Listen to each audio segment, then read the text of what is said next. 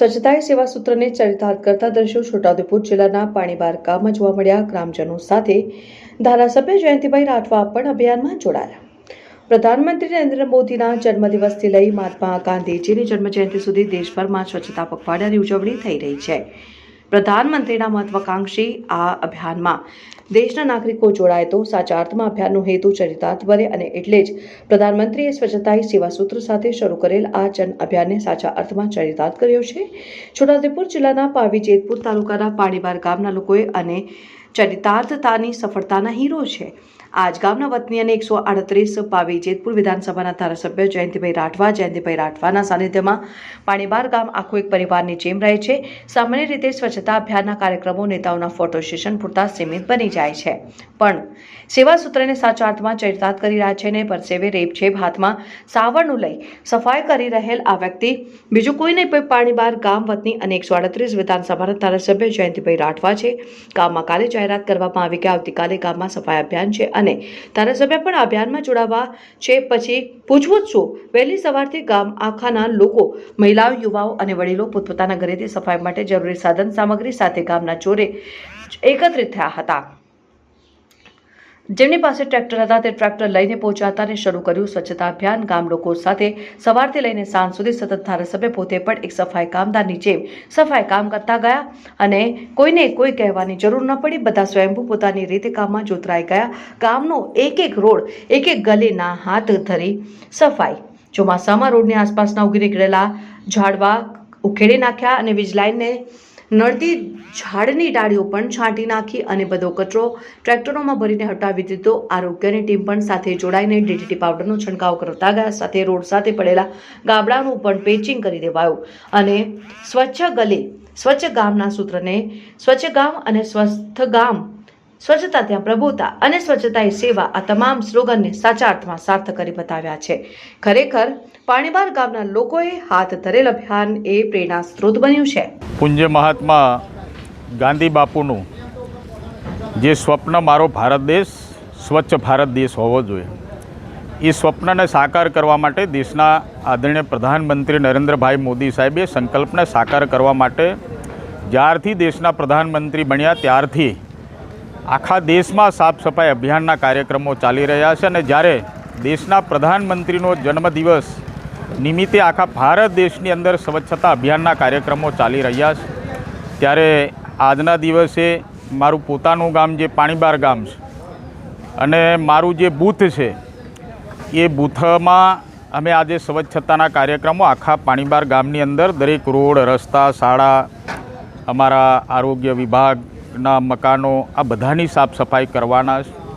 આજના દિવસે ગામના તમામ મારા સન્માન્ય આગેવાનો, કાર્યકર્તા, ભાઈઓ, માતાઓ, બહેનો ખૂબ મોટી સંખ્યામાં જોડાયા છે અને સ્વચ્છતાને ચરિતાર્થ કરવા માટે ખરેખર ખૂબ ભાવનાથી મારું ગામ, મારું ફળિયું, મારું ઘર, મારી શાળા, મારી કોલેજ, આરોગ્ય વિભાગના મકાનો આ બધું સ્વચ્છ બને એના માટે આજે ખૂબ દિલથી મારા આગેવાનો અને કાર્યકર્તાઓ આજે આ પાણીબાર ગામમાં લાગ્યા છે। સાથે સાથે કાર્યકર્તાઓ સ્વચ્છતા અભિયાનની સાથે સાથે, કારણ કે ખૂબ મોટી સંખ્યામાં જ્યારે કાર્યકર્તાઓ આગેવાનો જોડાયા છે ત્યારે હાલ ભારતીય જનતા પાર્ટીના સદસ્યતા અભિયાનનું પણ અત્યારે અભિયાન ચાલી રહ્યું છે।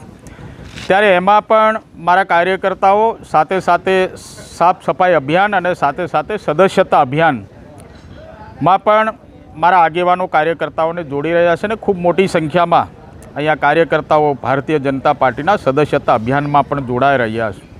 સાથે સાથે ખૂબ મોટી સંખ્યામાં આજે સાફ સફાઈના અભિયાનમાં પણ સૌ આગેવાનો અને કાર્યકર્તાઓ જોડાયા છે। સાંજ સુધી અમે આ બૂથમાં મારા જે બંને બૂથો છે એ બૂથોમાં અમે સવારથી સાંજ સુધી કામ કરવાના છે।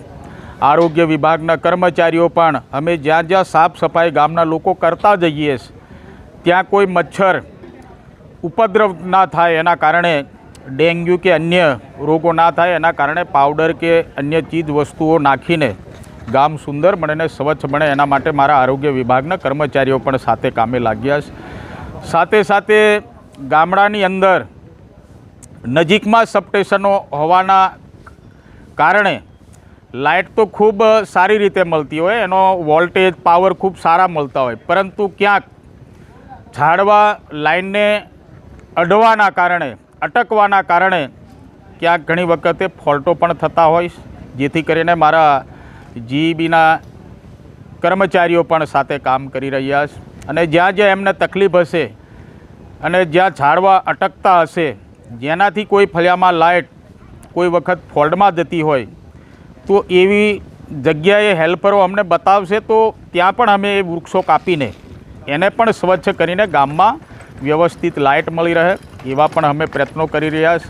તમામ વિભાગ સાથે મળીને જ્યાં જ્યાં રોડ રસ્તાના ખાડા પણ પડી ગયા છે, ત્યાં પણ મારા માર્ગ મકાન વિભાગના અધિકારીઓ ખાડા પૂરવાનું કામ અત્યારે ચાલુ થઈ રહ્યું છે ને અત્યારે એ પ્રોસેસ ચાલુ છે.